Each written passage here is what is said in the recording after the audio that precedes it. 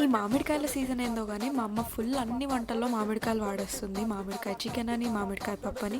అట్లనే ఇవాళ మామిడికాయ రసం చేసింది. అస్సలు టేస్ట్ మాత్రం సూపర్ అనమాట. దీన్ని చేయడానికి ఫస్ట్ వాటర్‌లో మామిడికాయల్ని ఫుల్‌గా బాయిల్ చేసుకొని, అది చల్లగా అయిన తర్వాత ఇట్లా గుజ్జు తీసి పక్కన పెట్టుకోవాలి.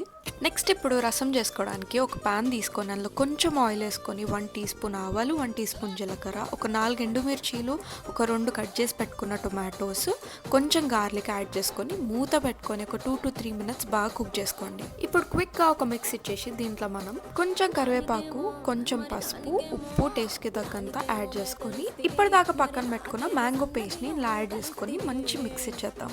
ఇప్పుడు ఇది మంచి మిక్స్ ఇచ్చిన తర్వాత దీంట్లో ఫుల్గా వాటర్ యాడ్ చేసేసుకుందాము. దాని తర్వాత 1 టీ స్పూన్ రసం పౌడర్ యాడ్ చేసుకొని మూత పెట్టుకుందాము. ఇప్పుడు ఫైనల్ టచ్ కోసం మనం లాస్ట్ కిందలో కొత్తిమీర యాడ్ చేసేసుకొని కలిపేసుకుంటే మన మామిడికాయ రసం రెడీ అయిపోయినట్టే.